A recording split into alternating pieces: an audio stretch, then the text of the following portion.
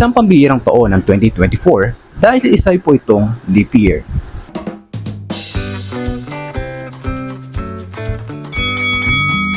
Bakit nga ba tayo may leap year? Sa leap year nadadagdagan ng extra days sa kada 4 na taon, kaya ang laging 365 days sa isang taon ay nagiging 366 days tuwing leap year.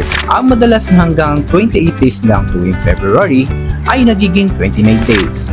Paliwanag ng mga astronomers, umaabot lang ng 23 hours at 56 minutes ang pag-ikot ng mundo sa isang araw. Kaya kung titingnan sa bawat araw, kulang tayo ng 4 na minuto para makabuo ng 24 hours. Yung 4 na minuto na yun kapag inipon sa 4 na taon, ay makakabuo ka na ng 6 na oras. At para makabuo ng isa pang araw, kailangan pang bumilang ng 4 na taon. Pero ang paglilinaw lang dito, bagamat kada 4 na taon lang nagkakaroon ng leap year, maaari rin magkaroon nito basta ang tatapat taon ay divisible by 4. At kung sa siglo ang usapan ay by 400.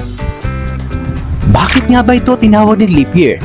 Sabi ng Air and Space Museum sa Amerika, alinsunod daw po ito sa araw kung kailan natin ipinagdiriwang ang ating birthdays.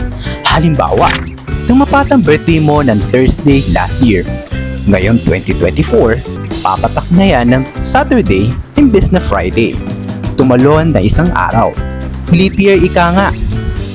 Sabi ng mga eksperto, mahalaga ang leap year para maayos masundan ng kalendaryo ang mga panahon o seasons. Natuwa ka? May natutunan ka? Like, share, and subscribe.